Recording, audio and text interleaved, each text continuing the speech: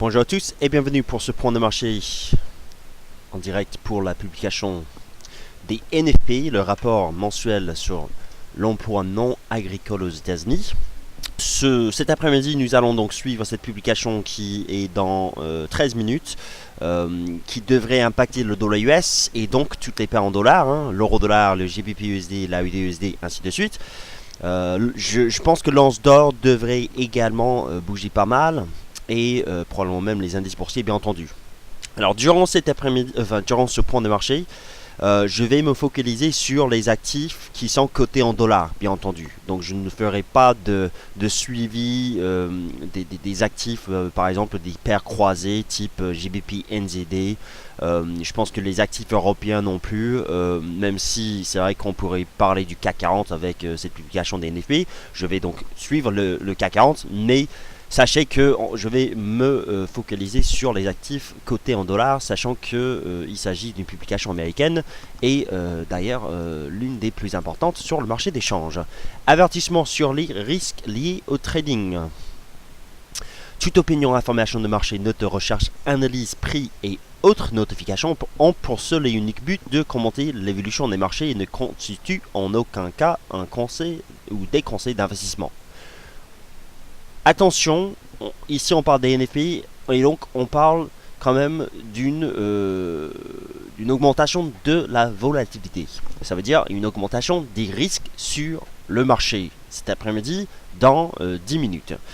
C'est-à-dire si vous avez des positions ouvertes sur le marché, surtout des positions en perte, pensez quand même à gérer votre risque dans les 10 prochaines minutes. Sinon, ça peut quand même se faire très mal si vous êtes contre le marché lors de la publication des NFP. Sans attendre, voici le calendrier économique. Aujourd'hui, donc cet après-midi 14h30, heure de Paris. Taux de chômage attendu stable, inchangé à 5,6%. Ce qui importe ici, ce sont les chiffres. Donc les créations mensuelles d'emplois aux États-Unis pour le mois de janvier. Anticipation à 230 000 créations d'emplois. Alors, je dirais que nous avons une fourchette entre 230 et 235, quelque chose comme ça. Dans tous les cas, comme expliqué ce matin lors de mon webinaire à 9h15, tant que cela reste au-dessus de 200 000 créations d'emplois, c'est quand même un rythme donc, de création d'emplois aux États-Unis qui est robuste, solide.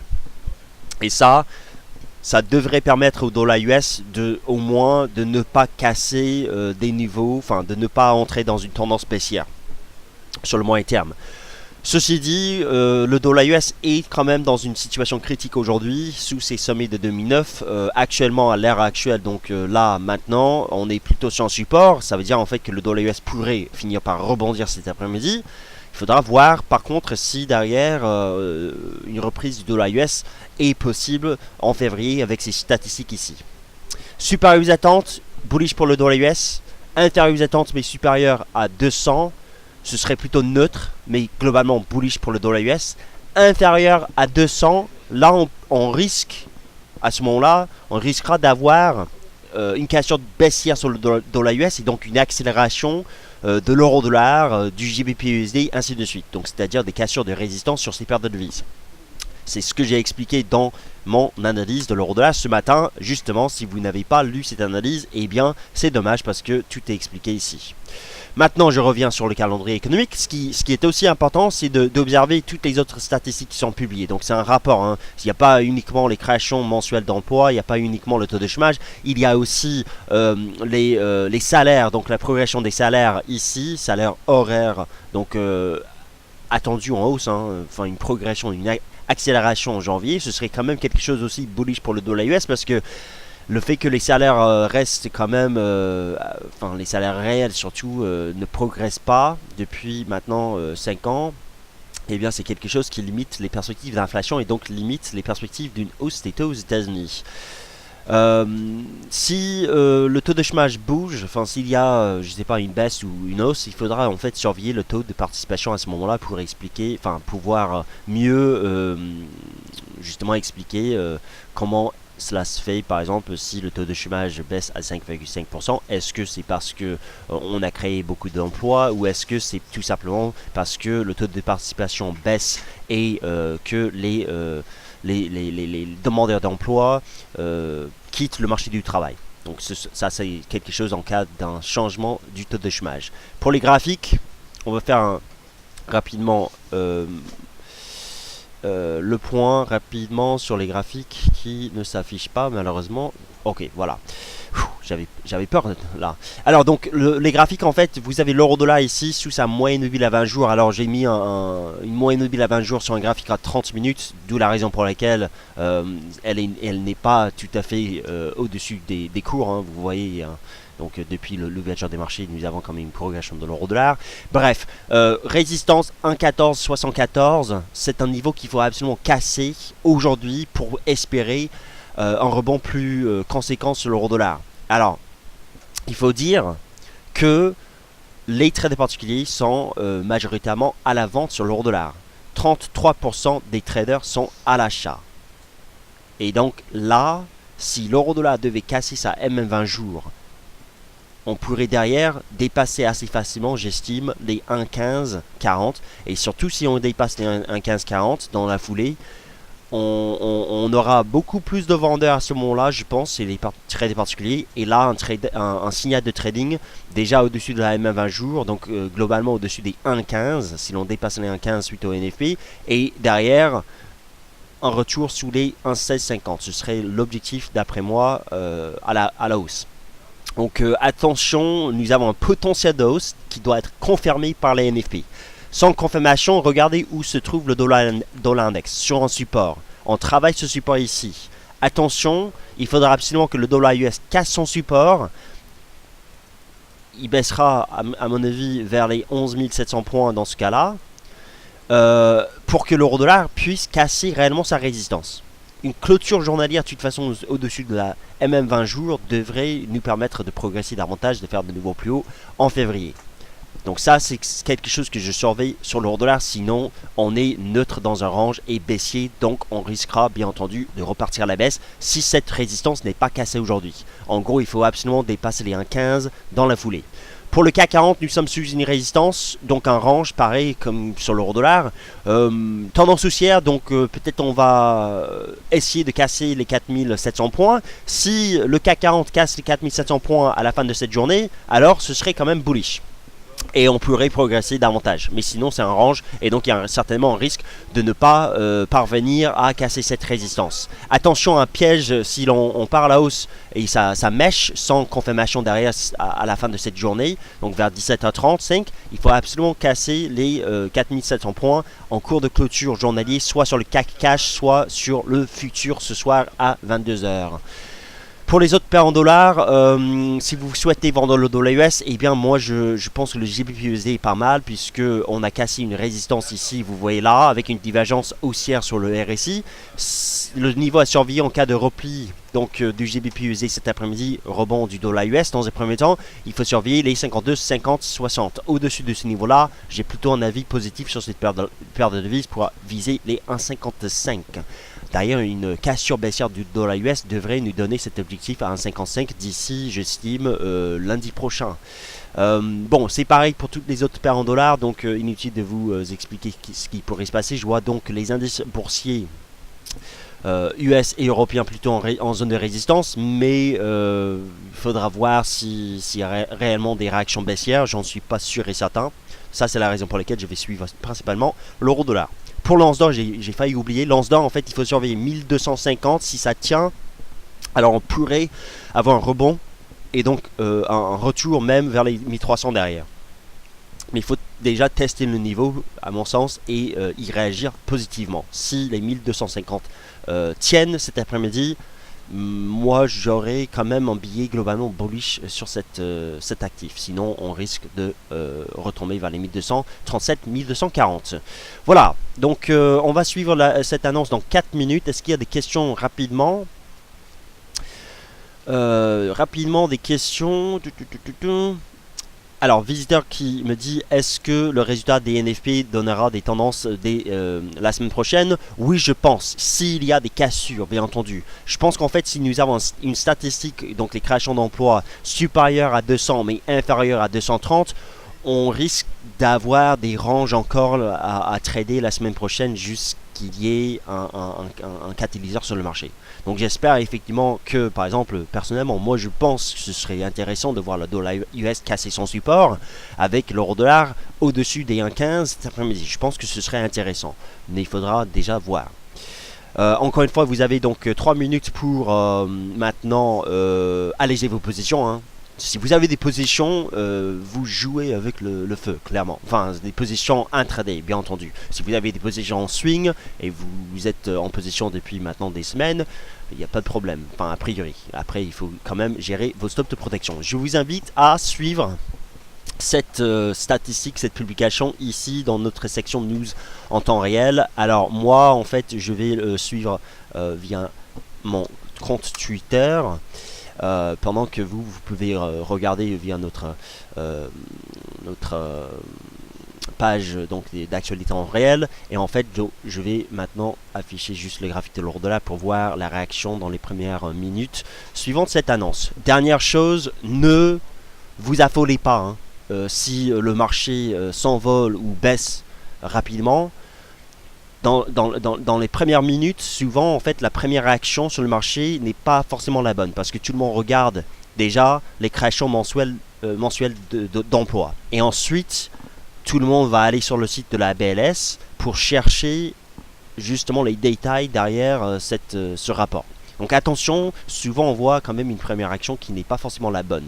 Ça veut dire on ne va pas trader dans les 5 minutes qui suivent cette annonce. On va essayer de voir s'il y a une cassure et voir en fait si le marché, après avoir digéré l'annonce, continue à par exemple vendre le dollar US ou l'acheter. Enfin, on verra bien. Donc attention volatilité et attention justement aux mouvements qui peuvent avoir lieu dans les premières secondes suivantes, suivant cette annonce. Voilà, c'est dit. Donc tu t'es dit, risque lié au trading. Vous faites ce que vous voulez en gros sur le marché, mais pour l'instant, on est dehors et on attend.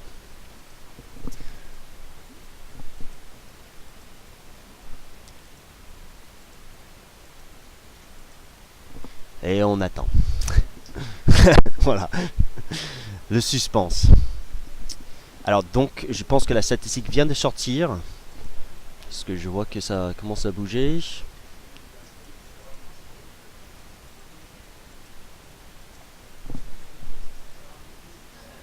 Est-ce que... Alors, donc nous avons 257 000 créations d'emplois. Donc, super aux attentes, c'est bullish pour le dollar US, rebond en cours. Et là, bien évidemment, c'est très bullish pour le dollar US et donc bearish pour les paires en dollars, bien entendu. Donc, première réaction qui est tout à fait légitime d'après les statistiques qui viennent de sortir. On va attendre un petit peu pour voir justement quel est le rapport, enfin, quels sont les détails derrière ce rapport. Et en fait, pour cela, eh bien, j'ai le rapport ici. Déjà. Alors bon, pas encore en tout cas. Bon, je vais revenir sur le site de la BLS pour avoir cette publication une fois qu'ils la mettent en ligne.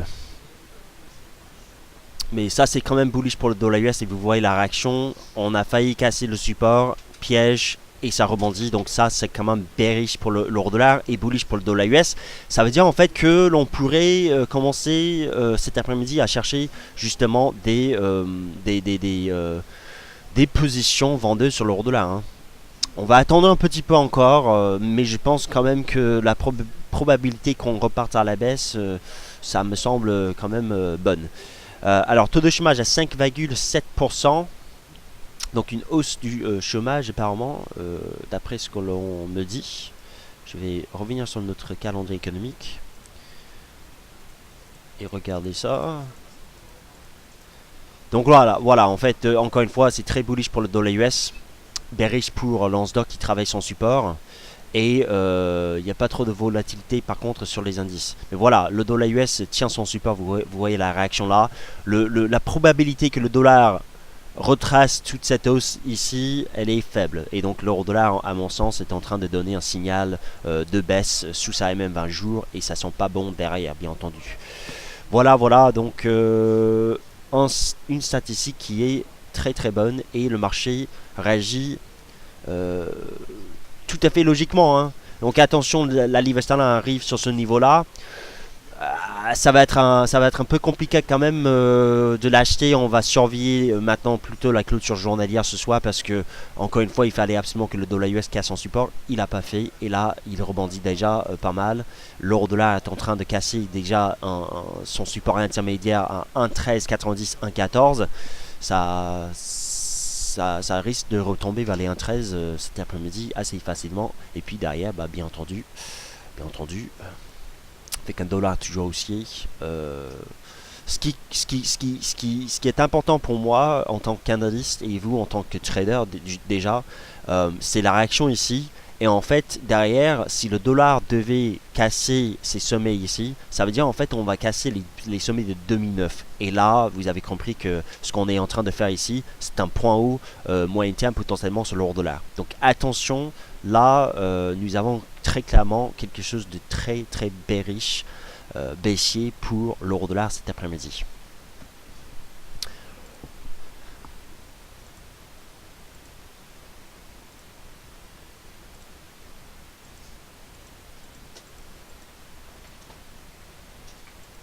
Ça va être très difficile de shorter les indices, même si eux ils restent sous résistance d'ailleurs, donc ça va être un peu compliqué quand même de le faire.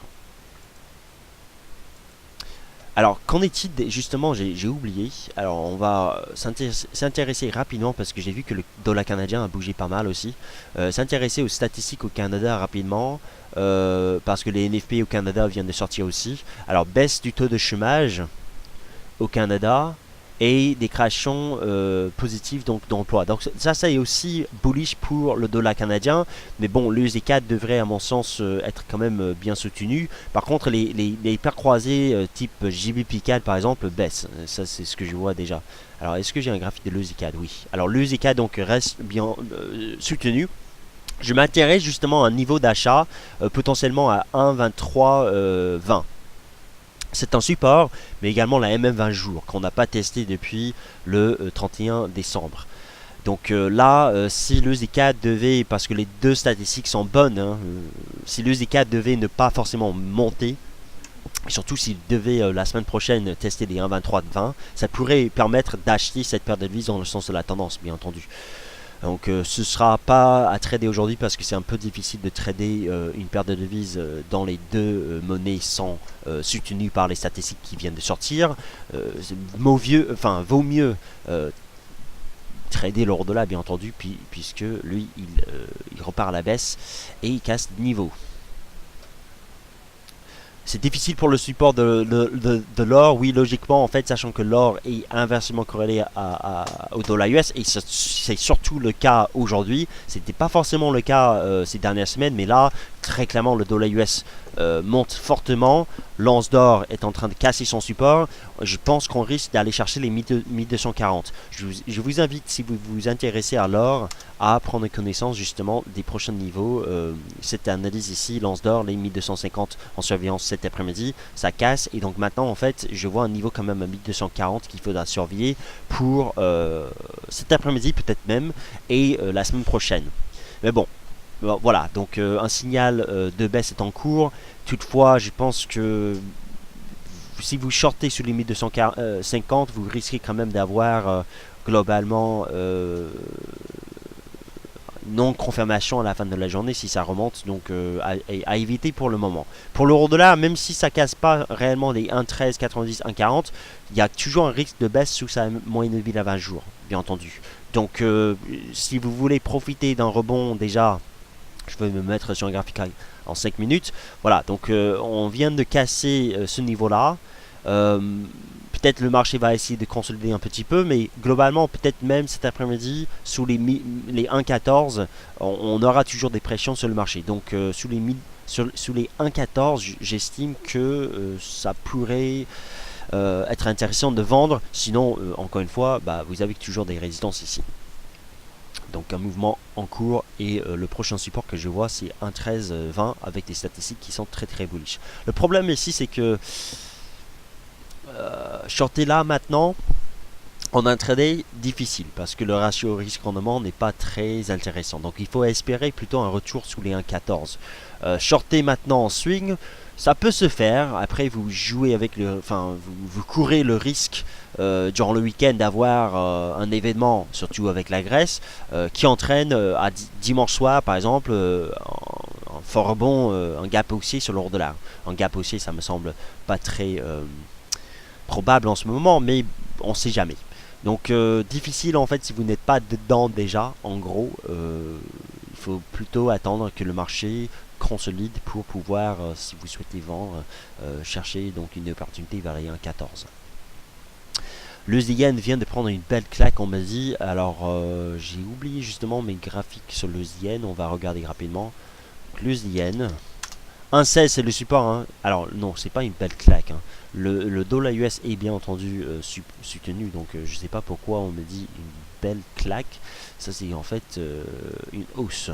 Le yen, en termes de stratégie de trading, je chercherai justement à valider des signaux d'achat, par exemple sur cassure, parce que là, sachant qu'il n'y a pas de volatilité sur cette paire de devises depuis plusieurs semaines, si l'on devait enfin choisir une direction, et je ne suis pas sûr et certain d'avoir ça cet après-midi, si on devait choisir une direction sur cette paire de devises qui est dans un espèce de triangle ou orange, je sais pas, consolidation en tout cas, on pourrait avoir une forte volatilité derrière. Mais je pense qu'il faudra attendre un petit peu. En gros, on est plus ou moins dans la même situation que l'année dernière, avant l'explosion de la volatilité, donc à partir du troisième trimestre.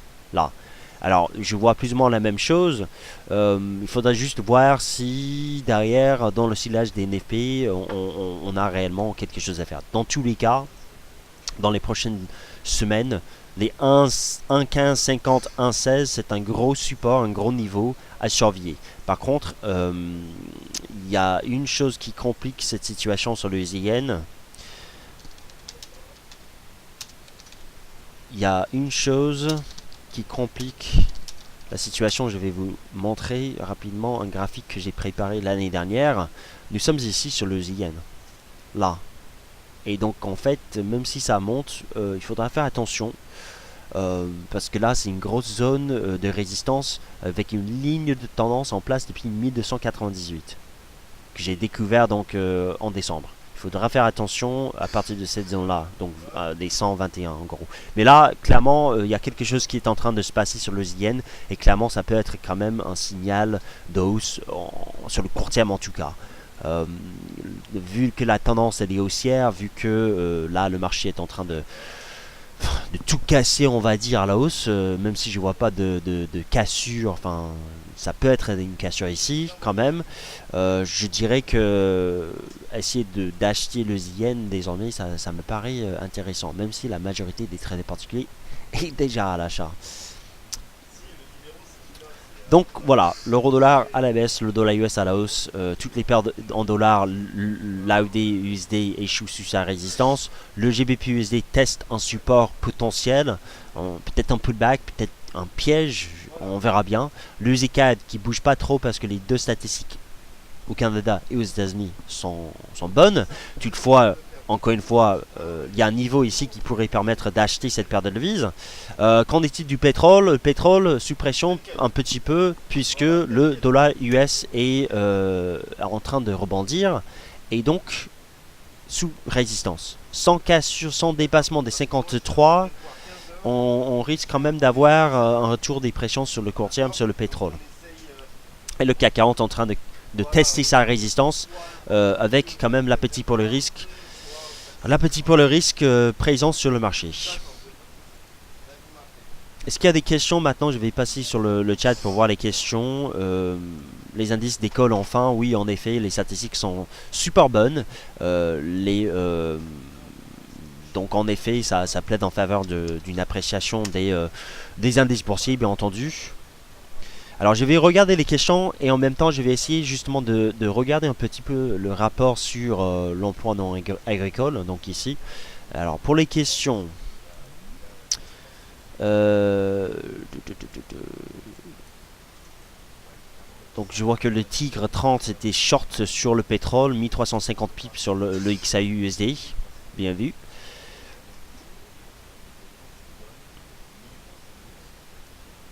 Alors Benny Boy, pour la ligne de tendance de 14 ans sur l'USIN, ça passe, je dirais, vers les 1200, 1221.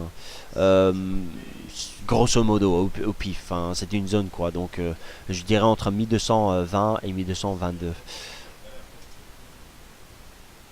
Alors, une vente du CAC sous sa résistance peut être intéressante. Alors, déjà, on a tendance à croire que, oui, en effet, ça peut être intéressant. Toutefois, remarquez que le marché tient. Après, je préfère en fait... Donc déjà, on n'est pas du tout sur un niveau d'achat, ça c'est sûr et certain. Par contre, si l'on devait ce soir clôturer au-dessus des 4700 points, et même, je dirais, d'une dizaine de points au-dessus des 4700 points, là, on pourrait quand même parler d'une poursuite de la hausse dès la semaine prochaine sur le CAC. Mais clairement, en fait, vendre le CAC sous résistance, techniquement parlant, pourquoi pas. Il faut juste, en fait, ne pas oublier que la statistique qui vient d'être publiée est quand même bullish.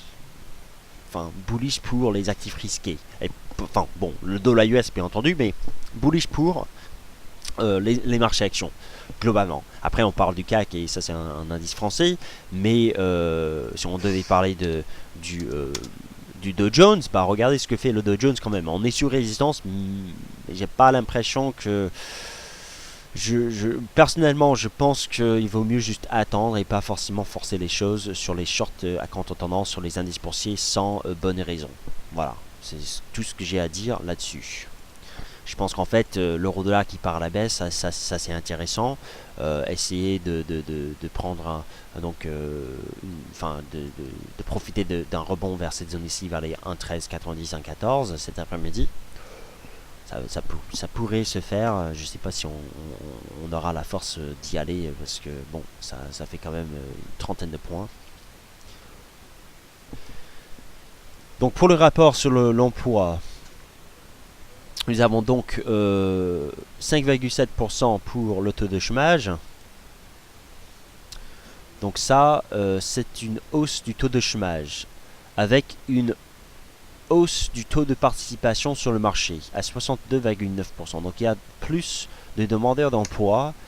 Et ça, en fait, c'est une raison pour laquelle le taux de chômage a augmenté. Parce que, en fait, vous avez vu 257 000 créations d'emplois, ça c'est quand même bon. Mais s'il y a plus finalement de demandeurs, enfin de nouveaux demandeurs d'emploi qu'il y a de création, finalement le taux de chômage augmente. Donc ça c'est en fait en gros ce qui s'est passé d'après moi sur le marché du travail. C'est quand même bien, hein. Enfin, même avec une hausse du taux de chômage, une telle interprétation, ça laisse penser que il y a des gens en fait, des demandeurs, enfin des gens qui soit ont quitté le marché du travail et reviennent, soit il y a des nouveaux entrants. Dans tous les cas, c'est quand même quelque chose, même si on parle d'une hausse du taux de chômage, qui peut être un bon signe pour le marché du travail US, d'après moi. Vu l'évolution justement des créations d'emplois et vu l'évolution du taux de participation. Je dirais que c'est une hausse logique du taux de chômage avec plus de gens maintenant sur le marché du travail, parce que le marché du travail apparemment devient plus attractif. Qu'en est-il des salaires maintenant? Les salaires, on fait quoi? Salaire en hausse également.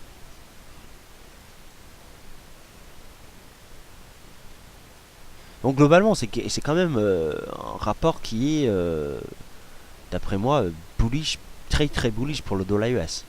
Très très bullish pour le dollar US. Il y a pas de... Bon, la hausse du chômage, en fait, dans un premier temps, on a tendance à croire que c'est pas très bon. Mais en fait, je dirais que, encore une fois, c'est une hausse saine du chômage. Vu le nombre de demandeurs d'emploi qui sont entrés sur le marché.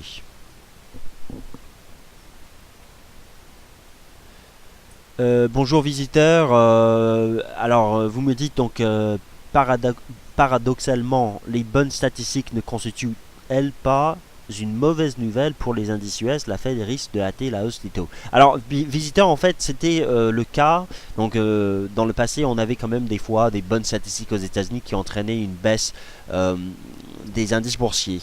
Alors, ça, en fait, c'était lorsque l'on spéculait sur un programme d'assouplissement aux États-Unis, notamment le troisième programme d'assouplissement qui a été terminé en octobre 2014. Aujourd'hui, est-ce que les opérateurs craignent une hausse des taux aux États-Unis? Bah non. Sinon, en fait, les indices boursiers seraient au moins neutres, mais peut-être même baissiers depuis en gros mai 2013. Alors que ce n'est pas du tout le cas. Donc on n'a pas peur d'une hausse des taux d'intérêt de la Fed. Ces statistiques, encore une fois, c'est vrai, renforcent cette probabilité d'une hausse des taux aux États-Unis en 2015, peut-être même avant septembre 2015. Mais quant aux craintes, donc une baisse des indices, je ne vois pas de raison d'évoquer ça. Il n'y a pas de spéculation, il n'y a pas de crainte aux États-Unis avec une hausse des taux. Il faut dire, hein, on parle d'une hausse des taux, mais il faut dire que même avec une hausse de 25 points de base du taux des Fed Funds, donc de 0,25 en gros à 0,50, ça fait quand même un taux historiquement bas aux États-Unis. Enfin, sur les derniers 30 ans. Voilà. Donc 0,5, un relèvement des taux d'intérêt cet été, par exemple, 0 à 0,5, ça fait rien du tout. Il pourrait derrière en fait laisser les taux à 0,5 pendant 2 ans encore. Hein. Et ça reste quand même une politique quand même accommodante. Très accommodante même.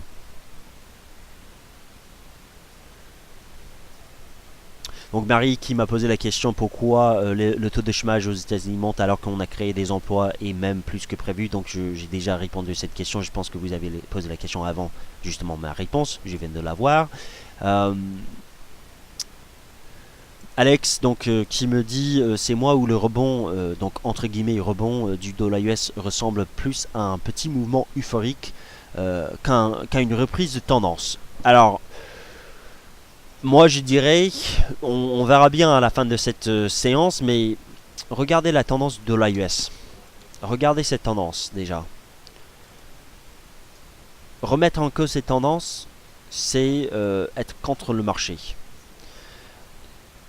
En gros, on arrive à tenir cette ligne de tendance que je viens de tracer.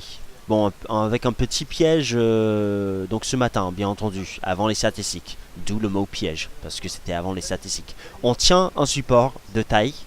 La tendance elle est haussière. Les plus hauts de 2009 sont ici. En effet, le dollar US pourrait à terme ne pas dépasser cette résistance et entrer dans une tendance baissière.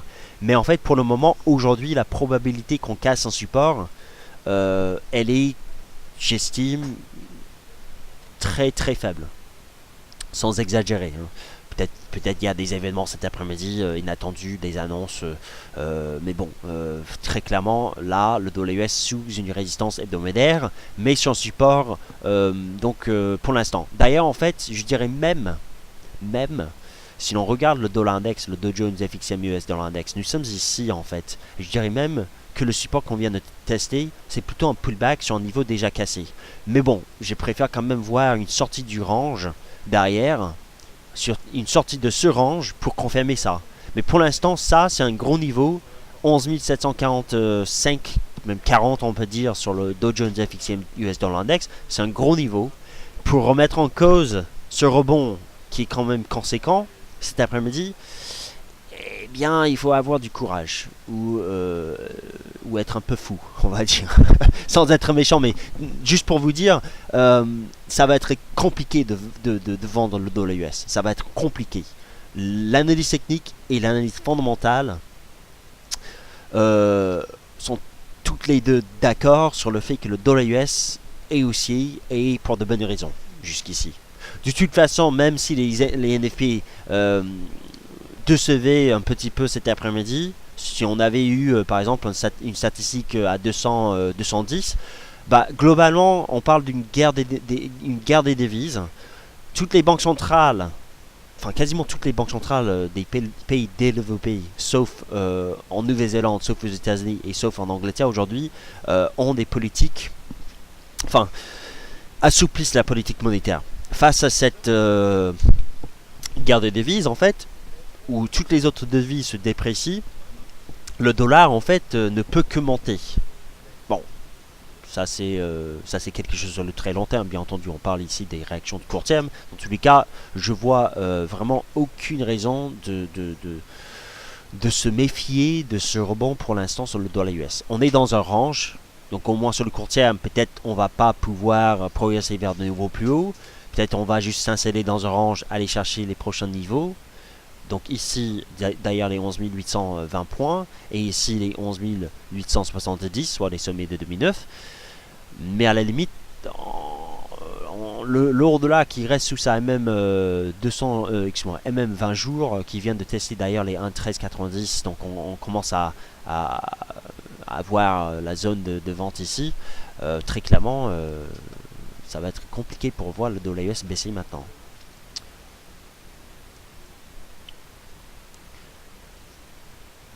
Pourquoi l'AUD ne réagit pas trop au NFP? C'est une bonne question. C'est vrai que ça tient. On tient le cours d'ouverture, toutefois, on est sous une résistance. J'ai pas d'explication. Je dirais en fait que les devises enfin, c'est surtout l'euro qui baisse. Hein.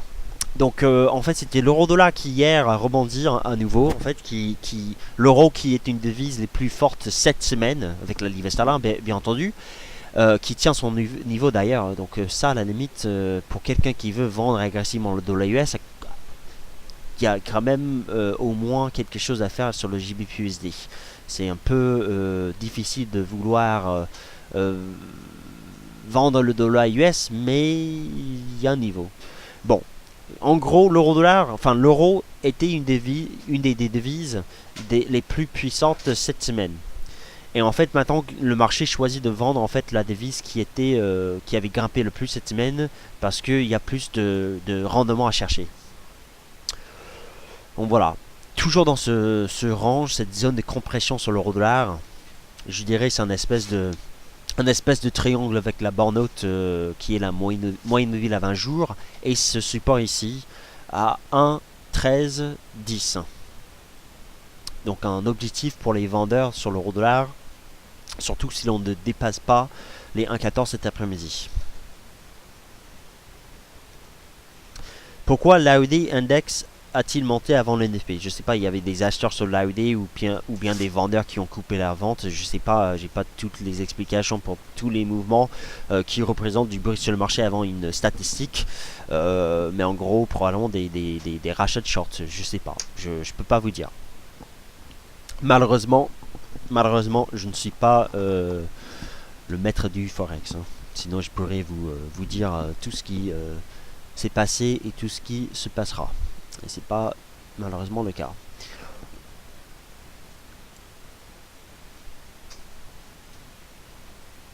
Est-ce qu'on peut regarder le GBP CAD? Alors, c'est vrai que j'ai indiqué au début de cette séance qu'on n'allait pas s'intéresser à des paires.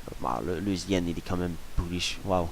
On va regarder rapidement le GBP CAD, GBP CAD, avec les statistiques au Canada. Donc, pas mal de volatilité, mais finalement, on tient quand même un niveau à 1,90. Alors, je vous rappelle que je suis très bullish sur cette paire de devises.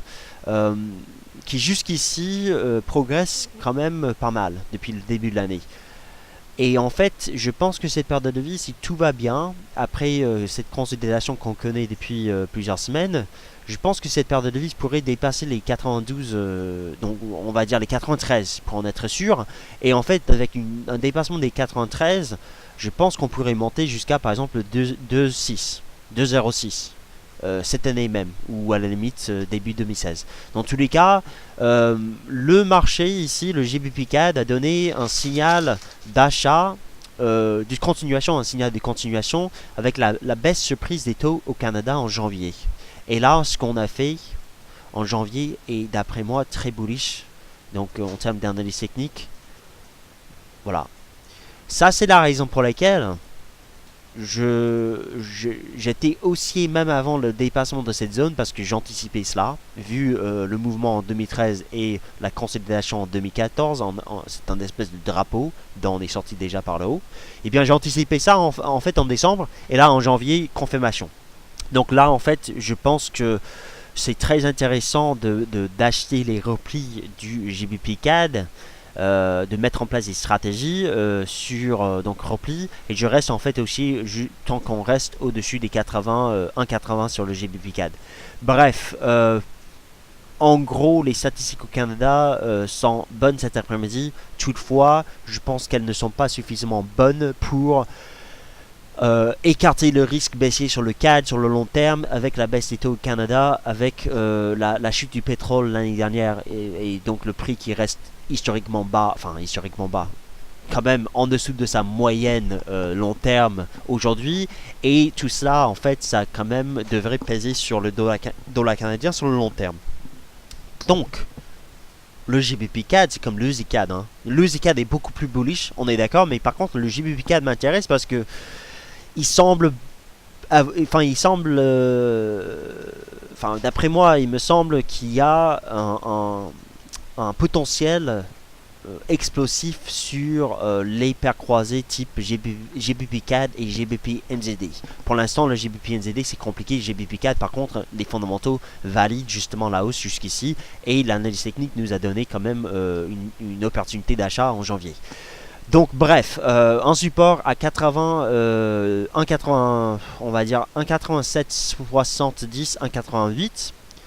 Support intermédiaire qu'on tient jusqu'ici avec une large mèche quand même, donc c'était quelque chose pour chercher des stops, hein, à 90, 1,90. Au-dessus, la résistance 1,92, 50, 80. Et derrière...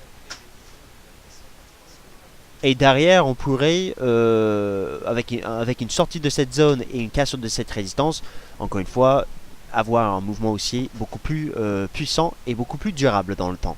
Alors, Nicolas, en fait, vient de me dire, est-ce que j'ai vu les statistiques donc en janvier. Alors, en effet, en fait, j'ai oublié justement de regarder les statistiques en janvier pour les NFP aux États-Unis, 320. Alors, bon, inutile de vous dire que ça, c'est ultra bullish. Novembre a été révisé à 420. D'accord. Bon. Là, c'est quand même très bullish. Enfin, très bon pour l'économie US. Avec des révisions à la hausse comme ça. Je dis bonne chance aux vendeurs du dollar US à ce moment-là. Oui. Eh oui.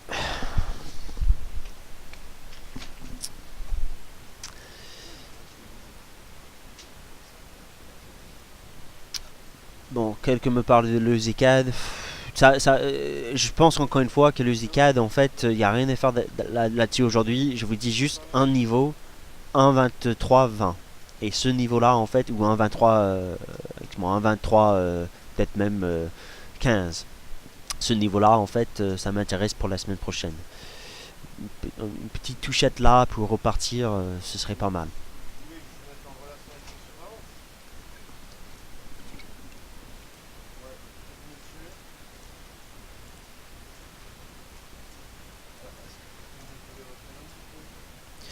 Alors, quelqu'un me pose la question suivante. Le billet vert pourrait-il rejoindre ses plus hauts, donc sur le dollar index? Oui, je pense. Je pense que là, en fait, c'est une réaction positive sur un support, dans une tendance haussière avec un range. Donc, en effet, avec le rebond sur le range, le support du range, logiquement, on peut quand même aller chercher la résistance. Bien entendu. Tout est là pour le faire. Après, on parle quand même de probabilité, donc je dirais la probabilité que ce dollar index qui est dans une tendance haussière, qui est soutenu par de très bonnes statistiques aux États-Unis, qui vient de rebondir son support du range, la probabilité qu'on aille chercher maintenant la résistance de ce range s'élève comme ça, je dirais, vers 85%. Voilà.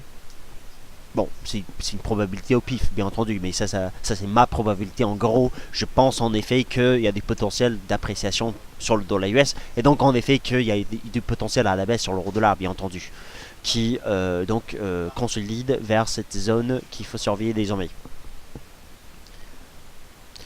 On me demande donc si Nicolas Chéron s'est mis en face du NFP. Non, il s'avère en fait que Nicolas Chéron n'était même pas devant le marché lors de la publication des NFP. Donc il était en réunion justement et il est là de retour, mais il n'est pas en position parce que il vient de me dire en gros qu'il a rappelé ce matin qu'il fallait sortir des positions avant le NFP. Vous savez, Nicolas Chéron, il n'est pas bête, hein, il sait très bien que le dollar US peut rebondir avec une statistique comme les NFP, donc il n'est pas genre juste à l'achat sur l'euro dollar sans stop comme certains. Il sait quand même trader les marchés, donc moi aussi, en gros, moi aussi, je pensais qu'il y avait du potentiel à la hausse sur l'euro dollar. Donc, il faut pas. Enfin, je vous dis clairement, je pensais qu'il y avait quand même du potentiel à la hausse sur l'euro dollar, mais il fallait valider ça avec les NFP. Or, ce n'est pas le cas, donc le potentiel de hausse est limité, bien entendu. On verra bien pour les supports derrière, mais en gros, ça risque de repartir à la baisse et pour de bon.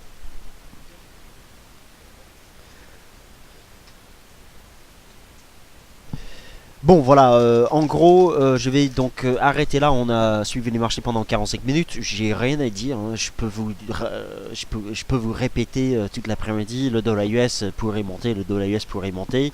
Ça sert à rien. Vous le savez maintenant. Sur ce, donc, si vous avez des positions que vous engagez cet après-midi, même si c'est vrai que le dollar US, on pourrait quand même repartir à la hausse pour aujourd'hui et donc pour la semaine prochaine également. Il faudra quand même penser à la gestion du risque avant le week-end. Et donc, je vous invite à alléger vos positions de toute façon avant le week-end, puisque on a toujours des risques de gap, surtout avec des événements en Europe en ce moment.